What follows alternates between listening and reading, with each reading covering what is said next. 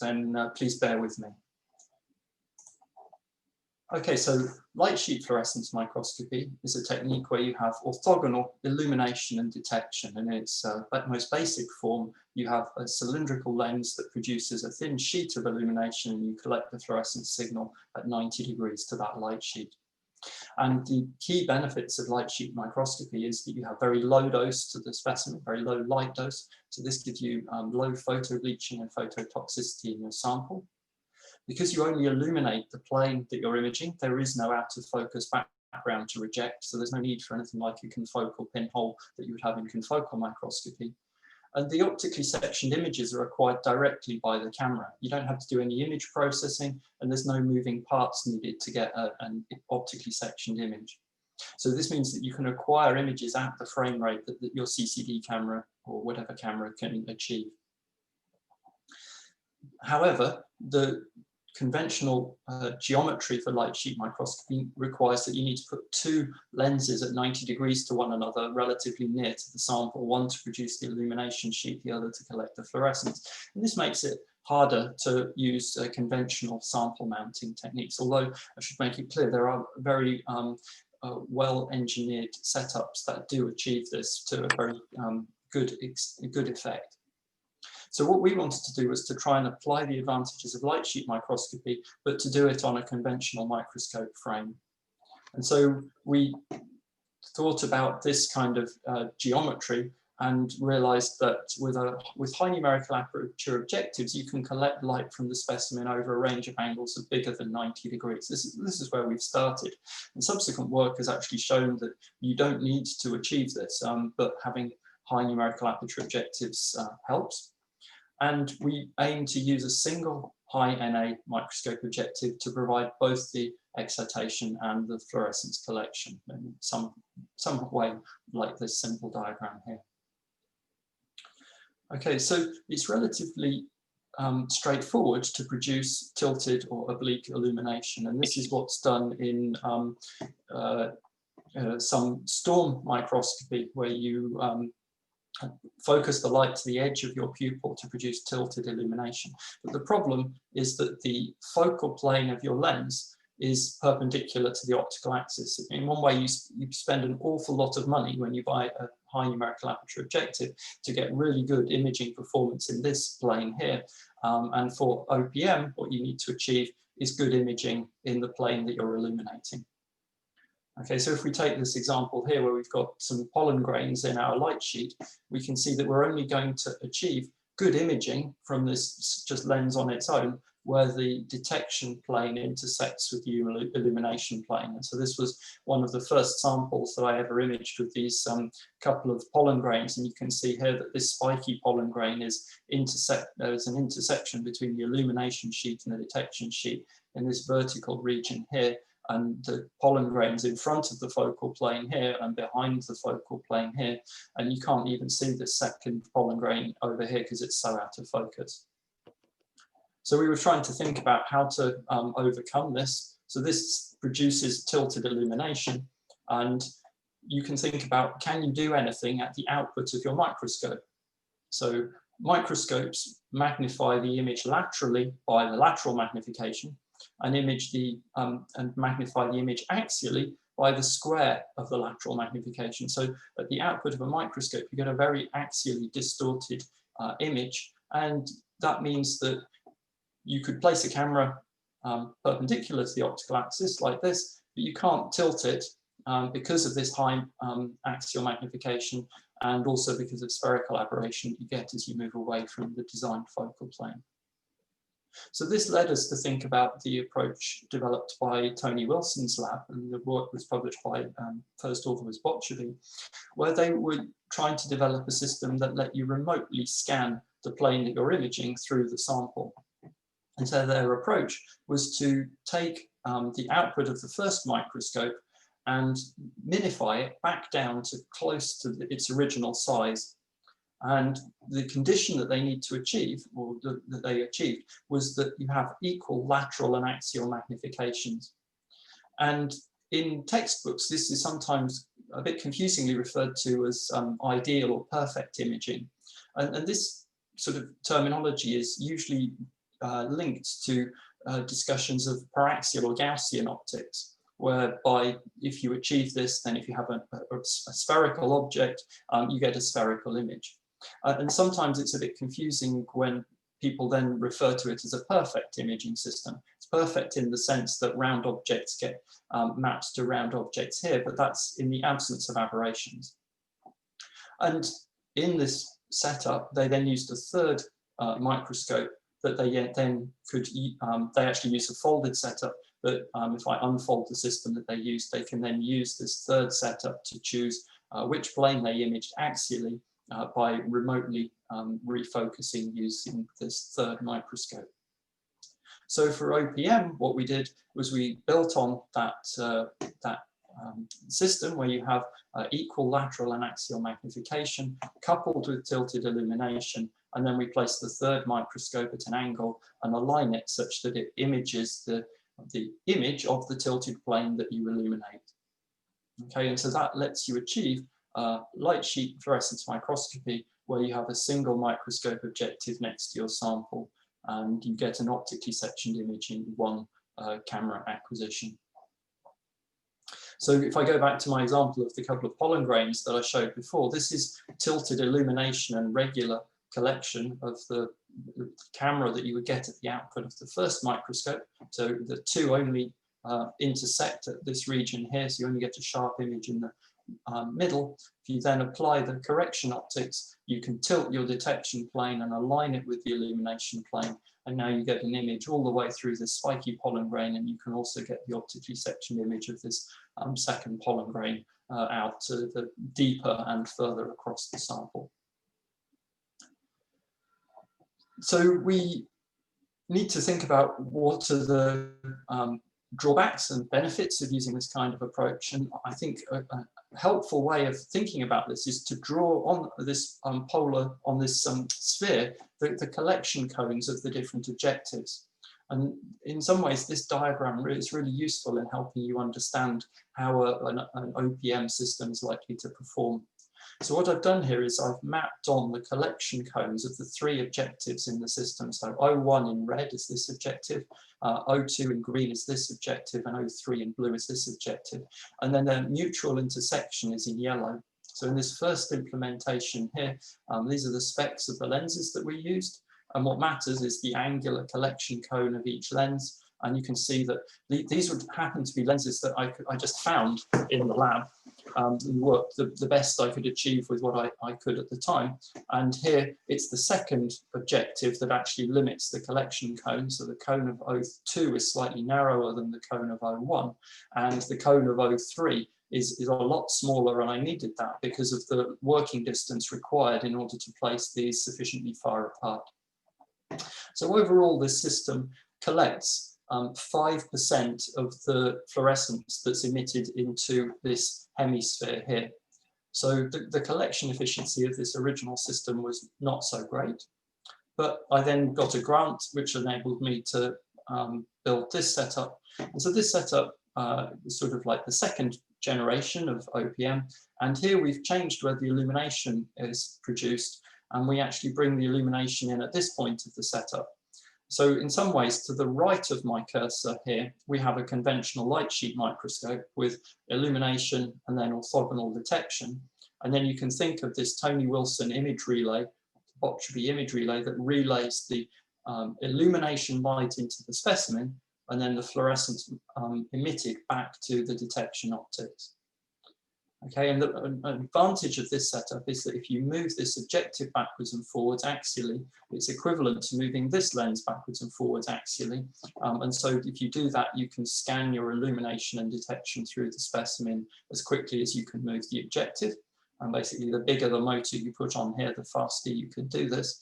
And that lets you do video rate volumetric imaging. So this was our first data. So the postdoc working on this was Sunil Kumar. And we used an EMCCD camera, so this was pre-scientific CMOS, to get two orthogonal rendered views. So these are two MPEs of cardiomyocyte, a single cardiomyocyte being electrically paced And the signal that we're reporting here is fluo4, so this is intracellular calcium, so we can see the pacing and the calcium sparks going off within this cardiomyocyte. And here we were limited in resolution by the camera pixel size. We then managed to improve the setup further, and this is pretty much the current setup that we have in the lab at the moment. And this is Vincent, the postdoc and PhD student that worked on the setup with the stage scanning work. And you can see it's built around an inverted microscope frame. This is O2 and O3, and here's our illumination arm and detection arm with two cameras.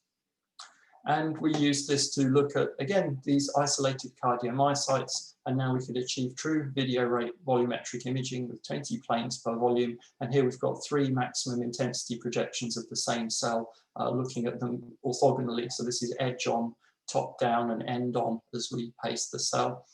And we use this to study the calcium dynamics in cells from a model of heart failure, and trying to understand where calcium waves, like the one that we just saw, come from in relationship to the T-tubule structure within the cardiomyocytes.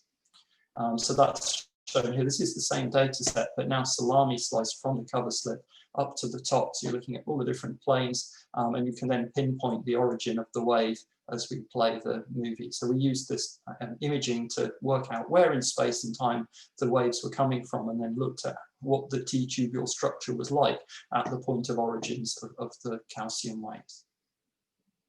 We've also used it to look at zebrafish hearts. This is in zebrafish hearts with the Mermaid voltage sensor. So you can park your light sheet on one plane and watch the heart beating, and you can also scan backwards and forwards to do volumetric time-lapse imaging of the heart beating.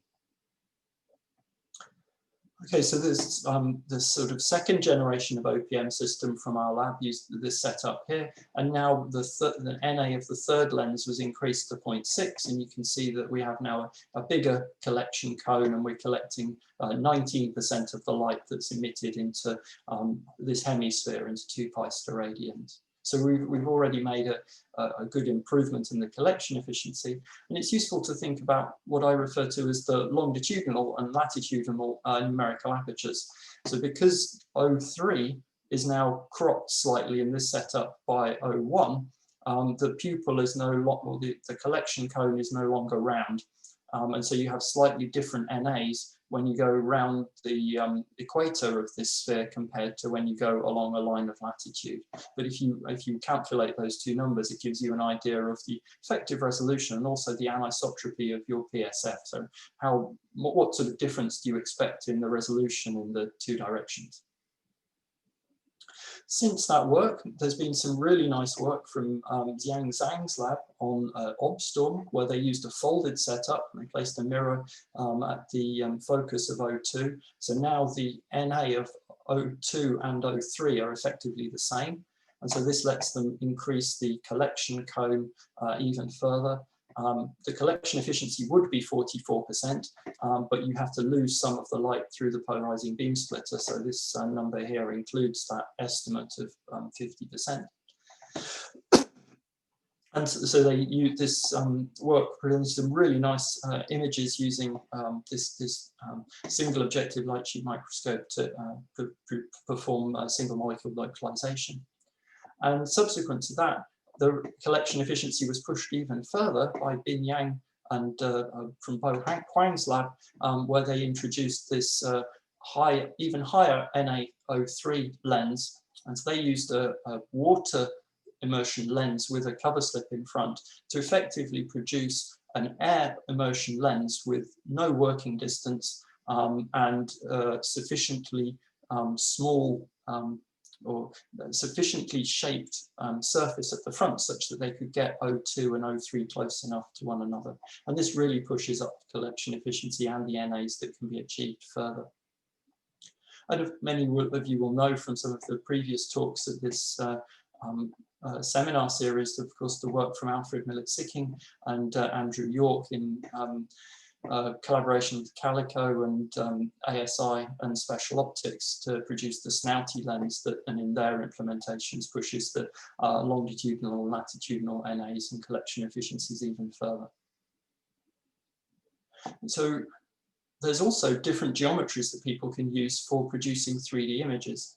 So the simplest of those, I would say, is stage scanning, which is what we implemented in our first implementation, and also we've explored since, where you scan your specimen through a stationary light sheet.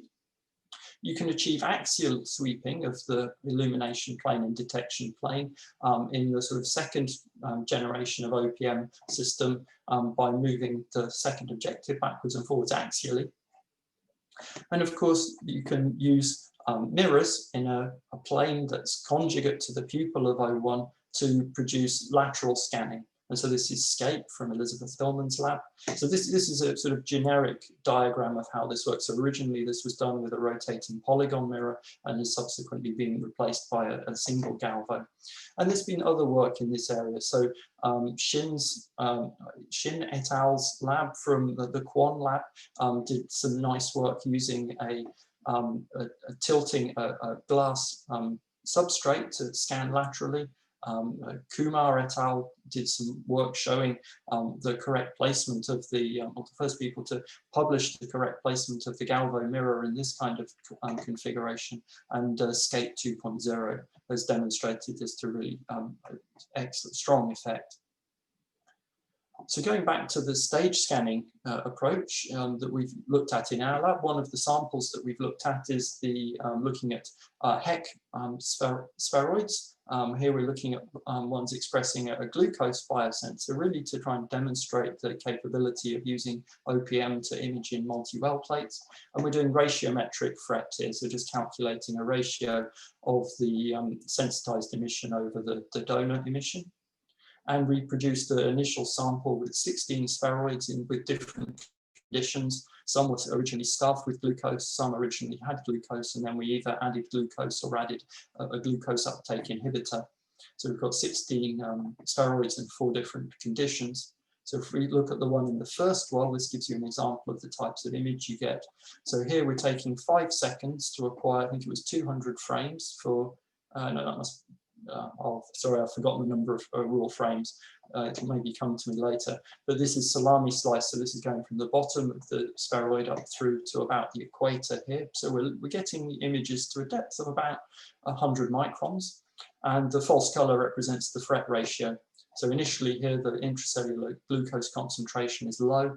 And this is one of the spheroids where we add glucose halfway through. So if I play the movie, you can see that the glucose is initially low. And then you can watch how the glucose concentration within intracellular glucose changes as the cells and the spheroids adapt to the new glucose concentration. So you can see that you end up with a higher intracellular glucose in the center of the spheroid compared to the edges after a time period. And we were looking, if you remember, at 16 spheroids in total. So this is the one that I was just showing you. These are now ortho cuts through the same spheroid, and we had 4 replicates of this condition, and then the other 4 conditions, so permanently low, permanently high, adding glucose and then inhibiting its uptake. And so you could do all of these so replicates and 4 different conditions within the same condition, because the speed of the light sheet microscopy lets you acquire the data that quickly. So this is all done in the same 96 well plate. You can also use the stage scanning mechanism to acquire very large samples by leaving the stage to scan.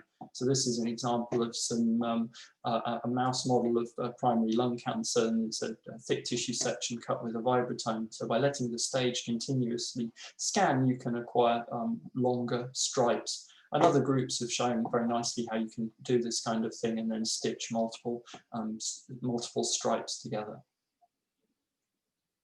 One of our current collaborations is with Chris Bakel's lab at the Institute of Cancer Research, and his lab's interested in looking at cancer cell morphology, how plastic that morphology is, and the variations or the heterogeneity in the morphology. And they're interested in this because of metastasis being a key step in the progression of cancer, where cells have to undergo shape changes to cross tissue barriers. And so some of the work from their lab and others suggests that the ability of cells to undergo shape changes is linked to their metastatic potential. So we've been working with Chris, and a lot of the existing work has been done where cell shape's been measured in 2 dimensions, and we want to apply that to look at cell morphology and signaling in 3 dimensions across lots of different siRNA knockdowns or drugs that have been applied, and ideally do this over time. So this is an example of cells just grown on a cover slip imaged with the OPM setup. So you can see here, this is one cell that's pancake flat on the cover slip. These are projections through the data set. Sorry, these are also cuts, I think. And you can really see that the resolution laterally is fairly reasonable, but we're limited by the axial resolution imposed by the light sheet thickness here in the axial direction. And so these are effectively the PSF that we achieve. And some other examples. So we've developed a 3D segmentation pipeline to measure lots of different cell shape parameters from cells that are imaged on this system. And we've been looking at cells that, initially we started looking at cells that were fixed. So the cells were plated in collagen gel and then allowed to, we centrifuged them to the bottom, allowed them to invade up into the gel before we fixed them and then imaged them. So we did this across 9 knockdowns and 5 repeat wells per condition and 3 repeat plates. And so this is some examples of the types of images that we achieve. So these are orthogonal maximum intensity projections, so top down, edge on and end on. So you can see that for this knockdown here, some of the cells are migrating up into the gel, others haven't. And so we can take all of the cells and look at the average cell shape.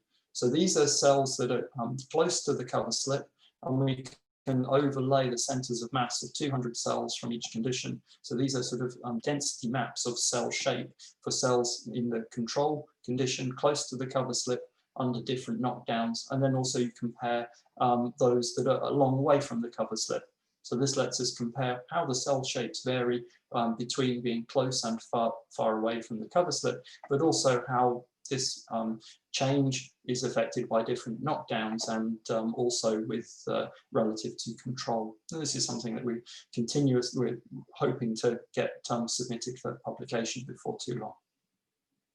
We've also done this kind of experiment in 3D doing time-lapse imaging. So now the cells are just plated in gel and allowed to image. We've got different drug treatments here. So how many is that? That's 6 different drug treatments plus control. And we're looking at 30 wells every 8 minutes over 15 hours. And so here's an example of the data from one well. So we've got the orthogonal maximum intensity projection. So you can see edge on this edge on view, you can see that the cells are distributed vertically through the extent of the gel. So we're doing this across 30 different wells. And so this is all, once we find all of the cells and center and fix on their center of mass. So we've removed lateral motion of the cells. And now we've got this movie where we can see all of the different cells across the plate. And we've got multiple plates. We're looking now to try and understand how the different drug conditions affect the cell morphology and how it affects their ability to change shape over time. So we can, here is an example where we look at cell sphericity as a function of time for a range of different cells. And if we just pick this one out here, you can see this is one that's got lots of protrusions and then rounds up a little way into the acquisition and then puts protrusions back out again. So sorry, this is suffering from compression artifacts after we've been through all of the data analysis. So to summarize the first part of my talk, OPM achieves light sheet microscopy using a single high numerical aperture microscope objective close to the sample for both excitation and detection. It can be implemented as an add-on to a conventional microscope, and because it uses a single lens near the sample, it's compatible with perfusion rigs and multi-well plates. You can do rapid volumetric imaging, e.g. 3D video rate imaging of calcium dynamics, and you can also apply it to look at imaging in multi-well plates. and we've applied it to look at fret biosensors and doing time-lapse 3D imaging of studies of cell morphology. Okay, so then in the second part of my talk, I want to focus on something that we've been doing in the lab quite recently, and this is trying to address one of the problems with oblique plane microscopy, and also a problem of single view light sheet fluorescence microscopy in general. And that is that the point spread function that you get is quite anisotropic, i.e. it's sausage shaped. And I tried to indicate that earlier when we were looking at that flat cell that was flat on the cover slip. You can see laterally you had quite reasonable resolution because you were using this aspect of the sausage PSF and the one coming out of the plane. But when you look edge on, you can see that your point spread function is extended. And so this is solved in multi-objective light sheet fluorescence microscopy, or what you might think of as a conventional light sheet microscopy, by acquiring multiple views and then doing multi-view deconvolution. So you take multiple views, you fuse them together and try and extract something with a more isotropic resolution. So that's what we wanted to try and do with OPM as well. And so we took our Mark II OPM configuration here, and we put it into a folded configuration by folding it about this intermediate image. So if we place a fold mirror here, and then think about what happens as we sort of mentally flip that over, you can see the effect of placing a mirror here means that now we need to bring in our illumination at 90 degrees to this lens here. And we can use a polarizing beam splitter to flip out the detected light. Okay, so once we've done that, then to get the two views, what you need to do is change the angle of the mirror. And we've chosen to do that using this a little bit of metal where we've glued two small prisms onto the end of it. So that's this mount here. And then by moving this up and down in the plane of the slide, we can both scan our light sheet through the sample and also use it to switch between the two views depending on which mirror is reflecting the laser light into the sample. So if we follow this path through, the illumination light's coming down here. It's off this mirror at an angle that gives us that tilted illumination. The fluorescence comes back through the system, off the mirror again, and then back through the middle of this lens onto the camera. Okay, so by scanning this mirror, that lets, by a small amount, it lets us acquire view 1. And then if we move it a further distance, such that then the light is now coming into the top here, we can then acquire our other view and do all of this switching and scanning just by one actuator that moves the two mirrors up and down, or actually horizontally in the experiment that we have. Okay, so these are the volumes that we end up acquiring. Here we've got the view 1 in green and view 2 in magenta, and so we've resliced them to put them back into conventional coordinates. You can see how the region of overlap is this red square here. And then we've used the Stefan Preibish's multi-view fusion VG plugin to do multi-view fusion and deconvolution. And here's some examples of these are 200 nanometer fluorescent beads. So this is a 2-color overlay of this is something like 120 micron square, the fused version, the deconvolved version.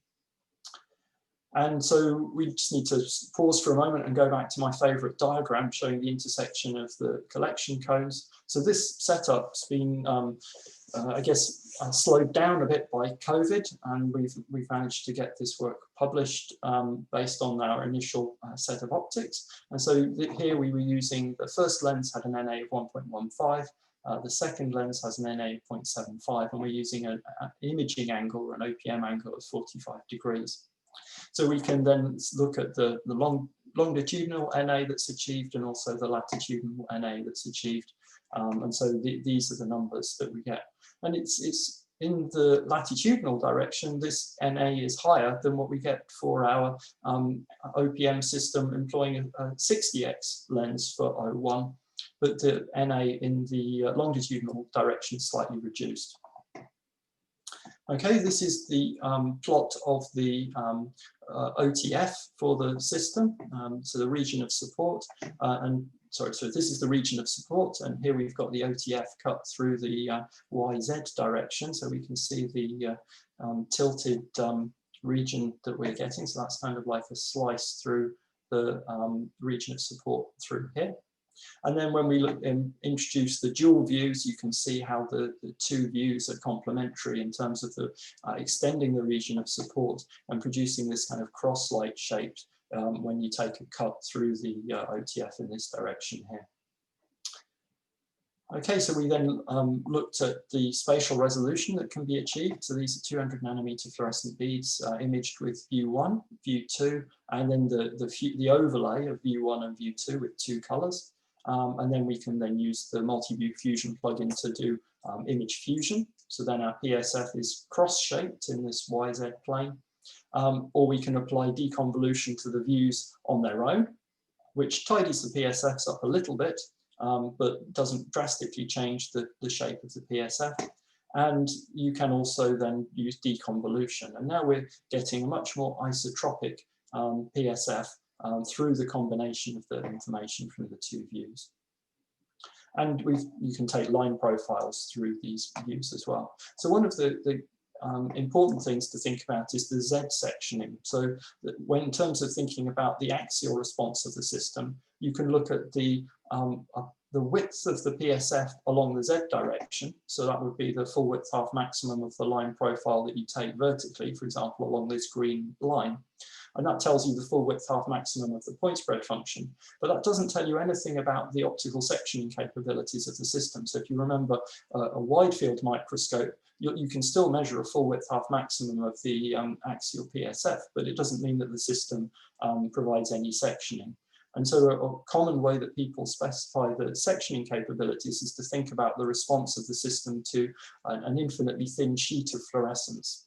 And this is very commonly done for confocal microscopy. And the way to calculate that is to laterally integrate the signal. So by integrating across this plane in X and Y, and then plotting that profile through Z, which is what these curves are here, you can look at the Z section profile.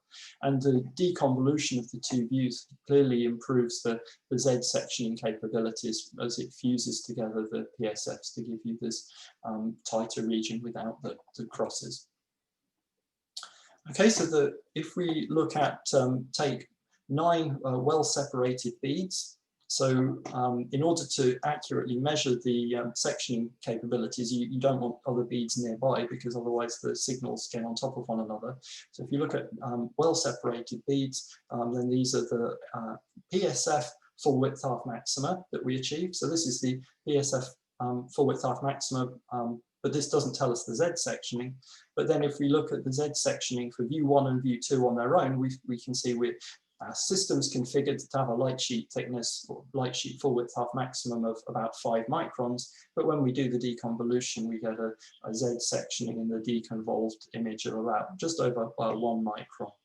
And so it's not making the PSF completely isotropic, but it's pushing it to be a lot more isotropic than it would be from either view on its own. So we've since then applied this to study some multicellular spheroids. And here's what we see from view 1. So these are ortho cuts through the volume. This is view 1. And you can imagine sticking a spheroid in the middle of this volume that we're imaging. And in the positive Y direction, you're imaging through the least amount of sample. So this is the light sheet coming up this way. So you'd expect to get the best imaging performance along this side. And so that's kind of what this yellow arrow here is indicating. This is where you're going through the least sample. And then when you switch to view 2, now the light sheet's coming this way, and the side of the sample that you see, you're expecting to get the best imaging performance here, which is what you see on this side. And you can see it's degrading as you go off this way. And so then if you overlay the two volumes, you can clearly see the complementary information that you get from the two views. And this is due to the refractive index variations within the sample causing sort of streak or shadow-like artifacts through the image, and the two images acquired 90 degrees apart provide the opportunity to try and fill in the gaps from one view with what you see in the other view. So we can then fuse these using the multi-view fusion plugin and also deconvolve them. So if this is the deconvolved images, and if I switch back to what you get with view 1, you can see that we are managing to improve the contrast and also the isotropy of the point spread function that's achieved. Okay, so this is our table. Actually, I didn't have time to turn this into a PowerPoint slide, but this is one of the tables from the paper detailing the lenses and the angles used for the latitudinal and longitudinal numerical apertures. And the calculated collection efficiency for this system is 8%. So that's 8% of the light emitted into 2 pi steradians. Because we have a polarizing beam splitter in our setup to pick off the emission light, the detection is polarization sensitive. But if you're imaging green fluorescent protein, for example, green fluorescent protein is reasonably static over its fluorescence emission. And so if you would therefore expect your emitted fluorescence to be partially polarized. And if we estimate what that might be using sort of low NA calculations, you'd expect that to mean that you get 75% of the light through the polarizing beam splitter in double pass. So we predict our collection efficiency is somewhere between these two, and we've looked at isolated fluorescent beads to measure this. And if we account for the losses that we expect at O2, because this is only going to transmit about 90% of the light, and also we have an extra cover slip in front of this that is uncoated. If we account for those 2 losses, the number that we measure isn't too far away from the number that we measure here, because this was measured for unpolarized excitation, so it's not too far away from what we measure here. There's actually a slightly better Olympus lens that we could use for O2 that would give us an immediate slight improvement to the setup, and we're hoping to do that soon. And what we're really keen to do is to build a setup like this where we're using a 60x water lens that's comparable to the one that we use in our current OPM setup. And the key thing here is that even though we've got a polarizing beam splitter in the setup, the calculated collection efficiency for the dual view OPM setup is higher than what we achieve with our single view setup. So I'm really excited to try and get on and test out this system, because I think it should give us some really nice images in a convenient configuration for achieving the 2 views. So this is the setup that we're hoping to build, and now the region of support for a single view is expanded, and there's some examples of the cuts through the MTF that we hope to achieve. And then at this point, I want to mention the very nice presentation from Loic Roy's lab a couple of weeks ago. So they've been working on the snouty second incarnation of the snouty lenses, and they presented a multi-view configuration. And there was some talk in this presentation about whether, if you have a snouty lens, whether it can still is necessary to have multi-view. If you have a snouty lens, whether providing having multiple views can provide an advantage or not. So here I've not used the NAs from their setup, but if I just, in the simulation that I've been doing, if I just turn the NA of 023 to 1, so that wouldn't work for the configuration I've shown, but it just gives you an example of the what might happen. You can see that you extend the region of support further, and this is an example of the MTF that you would get. And when you do the dual view work, you don't really extend, when you apply the dual view, you don't really extend the region of support that much, but you do fill the OTF or the MTF more uniformly, particularly in this region here, where you're generating your ability to separate objects that are large and extended, so that basically that governs your sectioning ability. Another way of looking at that is looking at the PSF that you get. So with a very high NA 02 or 03 lens, then your PSF starts to align along the optical axis rather than being perpendicular to the light sheet. And if you put that on a log scale, you can see that you still have some energy going axially here. So if you combine this PSF with one that's orthogonal or at a flipped angle to that, then my feeling is that dual view imaging is still going to be beneficial in terms of the spatial resolution achieved in practice, as well as having important effects in terms of reducing the shadowing and streak artifacts that you get in your image. So in summary, then dual view OPM, the concept is to use a pair of tilted mirrors that are translated perpendicular to the optical axis in refocusing space to scan 2 orthogonal volumes. It's a folded system, so the Na of O3 is equal to the Na of O2. And it doesn't require a dichroic. I quite like this benefit because whatever dichroic you've got in the system, you always want a different one when someone brings you the next sample. So I think the benefits of light sheet systems not needing a dichroic is quite important. And very excited to try now working on our next DOPM system with a 60x primary lens, because this should exceed the performance of our 60x regular single view OPM system, both in terms of NA and collection efficiency, even in spite of introduction of the polarizing beam splitter, which introduces some loss. DOPM lets you fuse the two views together in post-processing to reduce sample-induced shadow streak image artifacts. And if you apply deconvolution and you've got enough signal to noise, you can obtain a more isotropic PSF. So that leaves me to thank the people that actually did the hard work.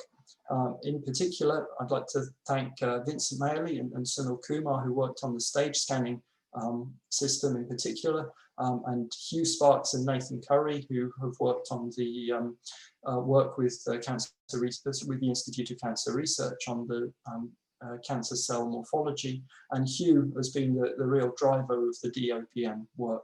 And this has been done in collaboration with Ken MacLeod's lab at the National Heart and Lung Institute, Dave Carling and Alex Sardini at the London Institute of Medical Sciences, and Chris Bakel's lab, and in particular Lucas Dent and Vicky Busconi at the Institute of Cancer Research. And we've also been working with Alex Berenson on Salbrew at the Francis Crick Institute, and the long slice was in collaboration with Leo Carlin's lab at the Beatson Institute. And I'd like to thank you for your question. For your attention.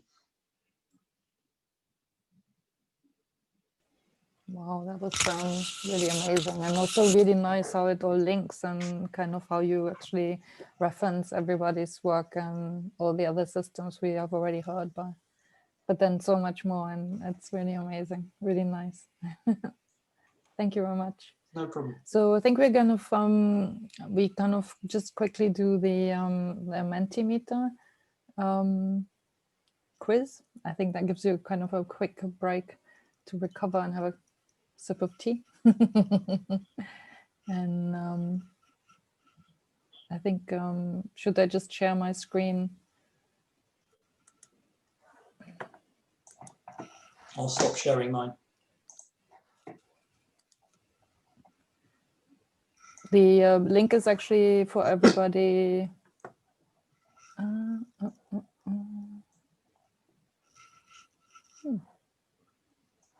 It should be. See, I'm always doing something with this.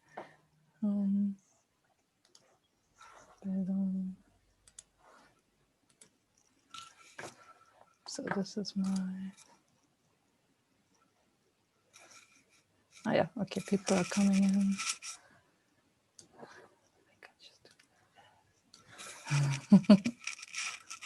So I have a second screen. Sometimes it's a bit weird. You kind of, but I think this should be fun.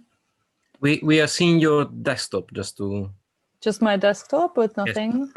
Yes, exactly. Now you move a window in it. Okay, you see, like there's always something in here which I don't like. So Stephanie, everyone now knows how much you love the trees. There it is. Okay, that's it. Now you got it, yeah. I hate this. No, we still see the desktop. Why are you sharing my screen? I don't know. This is driving me crazy. But this is a new one, so you know. I know this was a new thing with Mentimeter. I think it's just kind of one of those things where I don't know. So if I share my screen again, wait, I must do. Okay, this one here. Is this kind of? This is good. Yes. Okay, that's fine then. I hate this because I have two screens and sometimes I can't actually see what other people see, but I think people are signing in, which is good. Okay, I think we have quite a few people in here. Should we just, one more person signing in. So I've asked you which volume imaging technique you're using. So I think people are just kind of, we have one photoacoustic imaging person in the audience, which is interesting. And then confocal, lots of people use confocal, I guess, because I guess they're still the most common systems and facilities.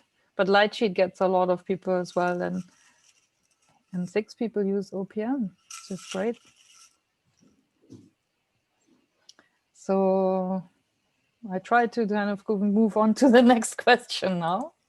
See, so there you go. This is our eclectic crowd, and one more too.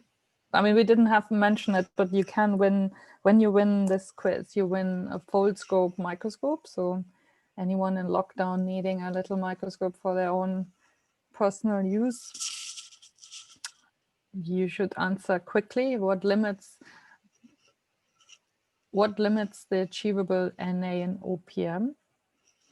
So Chris has kindly provided answers and questions, and you should, from his talk, a few excellent 16 people, the intersection of collection cones of O1, O2, and O3. You have only 3 questions, so you have to be really fast today as well. So this is question 2. So what links sausages and single view LSFM? I'm pleased you actually made the connection. I saw the question and answers when you sent it, and I wasn't sure. As a German, I found that very weird. Okay, your time is up. And okay, again, 18 people got the right answer. So the link is that PSF of single view LSFM is typically sausage shaped.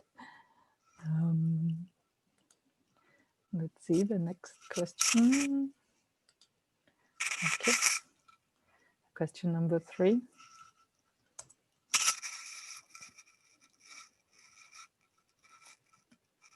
Dual view OPM was the third part, I think, of the talk. It allows a reduction image shadows, streak artifacts, more isotopic PSF, scanning switching between each view is achieved by the same actuator.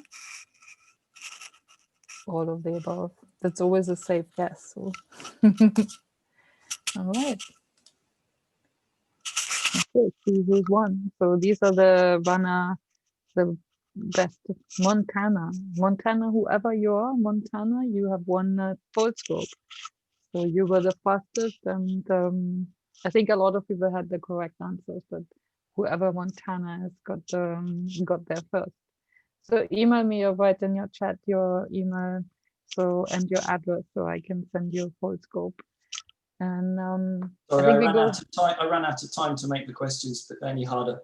Yeah, they were pretty cool. It's fine. That's okay. I think it's good to have just a kind of. I stopped sharing my screen now, so I'm happy to be back in normal land. Nobody can see my screen now. And thank you very much for participating, everybody. We also wanted to say, or we haven't said that we now on the RMS website have also a section where if you wish to speak at this lecture series, you can nominate either yourself or your colleague as well. And so we can kind of over the next year kind of continue. We already have speakers, I think, until end of January next year. And a few people already lined up, but anyone who wants to speak in this lecture series would be most welcome to just put themselves forward if they have something they wish to share. So thank you very much. And back maybe to Kelty and Chris, have a look at the question answers which came in. So just to emphasize what Stephanie said, so you can also nominate yourself to speak if you want. Just put in your name, abstract what you want to talk about, and we will invite. So a lot of questions, Chris. So I think I will ask the same question which I asked you before the talk, which is why are you not on Twitter? So many people badly want you there. Okay. Well, I guess I feel guilty that I never managed to get to the bottom of my inbox, let alone trying to keep up with tweets. Okay. That was fair enough. And Next Kitty question. likes to ask this tricky and question. Then Omed S. So guys, if you want to unmute, I think the Royal Society, or even I can ask unmute, and then yeah, if Tanay, you want to ask your question yourself, please go ahead, and else I will do it on your behalf. And then we have Omed, and then we have Stephanie, and yeah. So Stephanie, you want to ask your question while I unmute? This is me, my question. Your question was, how many colors can you image with OPM? So on the setup that we currently have, we've got 2 cameras, so that can acquire 2 separate color channels at the same time. We're in the process of adding a 3rd camera, and also an automated filter wheel that will let you acquire more channels sequentially. So it's kind of a question of how big your sensor is. I mean, in principle, you can split the light from use an image splitter to put multiple spectral channels onto the same camera. We haven't done that up till now, but that's possible. For OPM at any rate. Elizabeth Hillman's lab uses a 2-color image splitter on their scape setup. But yes, you could use commercial image splitters to spread multiple channels over the same chip, or you can employ multiple cameras to acquire multiple channels sequentially. Well, when we do the multicolor imaging, we typically with the different cameras, we do temporally interleaved excitation. So by having the different lasers on and the different cameras exposing at different times, you can reduce the amount of crosstalk that you get compared to imaging with the lasers and the cameras all on at the same time. So Chris, the next question is from Tana. Yes, hi Chris, it's a great presentation. So my question is regarding this tilted angle. So suppose if I want to place 2 CCDs like this and both working simultaneously, so can I increase this collection efficiency in that case? Because it's only 19% as you mentioned. Well, I guess where do you want to put these cameras? So I want to get the better cones, means these angles, and then finally deconvolute. So is that a possibility? Sorry, the sound is breaking up there a bit. Could you say that again, please? Yeah, so suppose both these CCDs are working together and they are put in this tilted angle from both the sides, and then finally I'm deconvoluting these images. So is that a real possibility to increase the collection? If you want multiple cameras looking at multiple views at the same time, then you have to think about how you separate the light out, because you can't have the cameras or the optics overlapping in space. So I think on the setups that we have, you could you could have systems where you have like the sort of 2nd generation of OPM setup that we have. In principle, you could have 2 lenses that let you excite, do dual view OPM with a sort of having 2 lenses after O2 at different angles and choose which ones you illuminate through. That's just not something we've tried. So to get the dual views, we've tried using this folded approach with the mirror. So I'm not sure if that answers your question, but I guess I'm not 100% clear on what the question is, I'm afraid still. Yeah, sure. And one thing I'd like to know that is that system is useful only for those fluorophores which are highly emissive, means which have greater emission. So the initial OPM setup had a relatively low collection efficiency, and I went through in the talk about basically how you can increase the collection efficiency of this OPM type configuration, single objective light sheet microscopy configurations. And if you use the snouty objectives or the E-SPIM approach of Bo Huang's lab, then you can approach collecting all of the light that you get from the primary objective. So in that sense, it depends on your type of single objective light sheet microscope. So you're not limited to dim emitters. But the other important thing to think about is the advantages of light sheet microscopy itself compared to confocal. So in terms of light dose to the sample, light sheet microscopy is much gentler because you only illuminate the plane that you're imaging at a given time. So even if you have an OPM setup with not particularly good collection efficiency. I think in terms of comparing it to a confocal, it can still, like a single objective light sheet microscope with a poor collection efficiency, can easily exceed the performance of a confocal microscope if you're taking many planes, because of the overall reduction in light dose to the sample. So I wouldn't focus too much on the overall collection efficiency. I think it depends on thinking about comparing what you're doing compared to confocal. Thank you. The next question is from Omed, and it's on coma aberration and if it's an issue with OPM. So, sorry, is Omid there, or is that the question? yeah. So Omed, I just read that he asked me to ask his question, so he won't be showing up. So it's on coma aberration. And okay, so I mean, we've not characterized which aberrations are affecting the light sheet the light sheet. We've looked at the PSF shape over the volume that we image, but we've not really tried to link it to specific types of aberrations. So I mean, I think really the thing to think about is how well corrected are your microscope objectives, and what are the refractive index mismatches within your sample. So I think they're probably the level of correction of your lenses and the variations in refractive index in your sample are probably the things that are going to affect the performance of the setup most strongly. Next is Alexandra wants to ask a question himself. So I guess, Alexandra, I don't need to unmute or anything. Yeah. Yes, yes. Hi. Thank you very much for the excellent talk.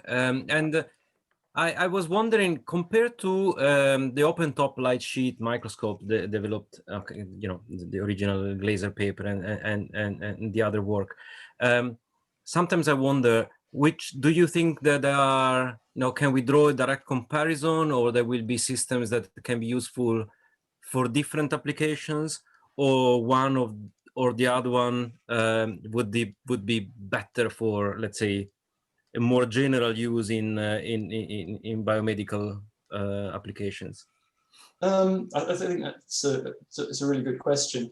I mean, and I really like the open top system. So with the open top systems, you have to correct for the fact that you're imaging through the cover slip at an angle.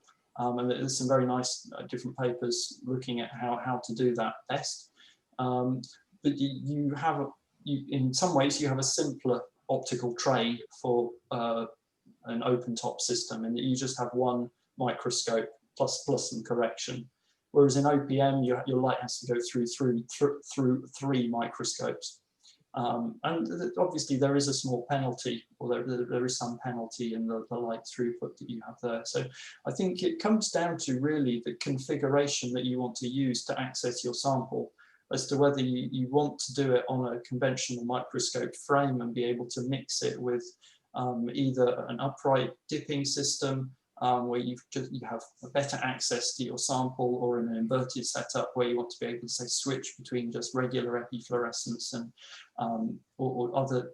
I think it's about being able to combine multiple techniques on the same sample, or at least having them available.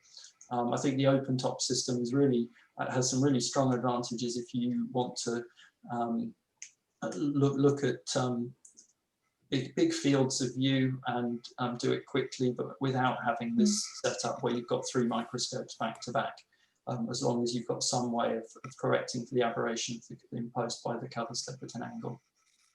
So from a physics perspective, let's say are there, let's say, strict boundaries on performances of one compared to the other one, or in principle, you can think about situations where both can achieve the same type of imaging? Well, I think with the snouty or E-spin style high NA third objective setups, you probably achieve better spatial resolution with those styles of systems. But then sort of if you basically weigh the objective lenses that you're using to achieve that, you've got quite a lot of glass there. So you've got three quite high NA systems that are going to be quite expensive, and it's going to be harder to align probably than an open top system. So I think I think you need to look at each application individually.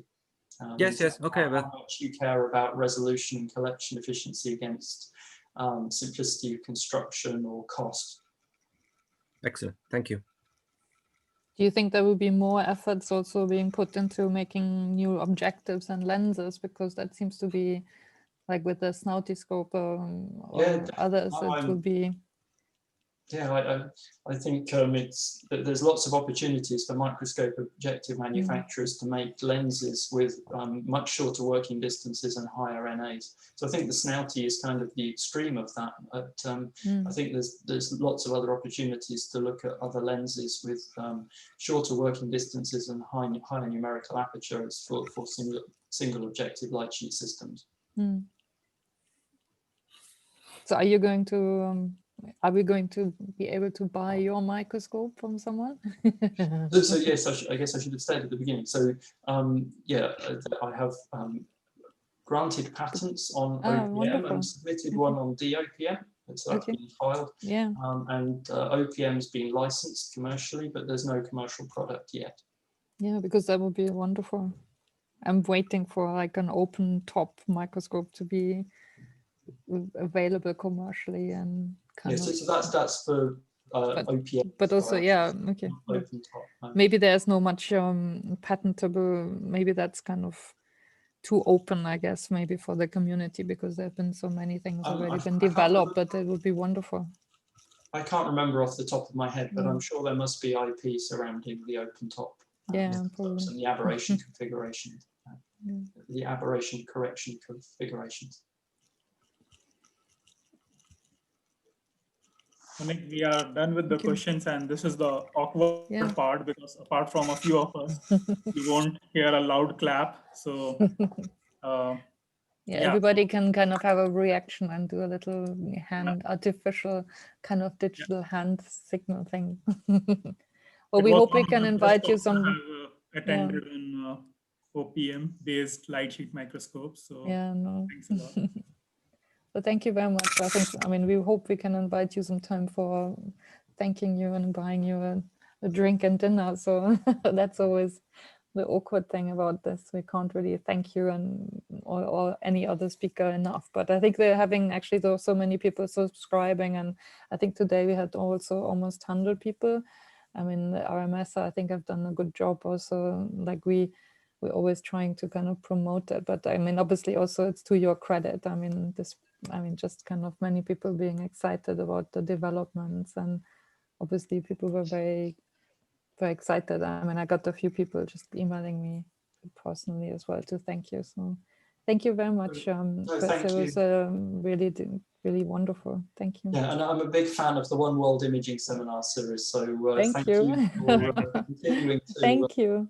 I really appreciate it. Thank you very much. Thank you. May I ask the organizers to stay back a bit, and also Kate? So yeah, we might discuss a few things very quickly. Sure, yeah. Thanks.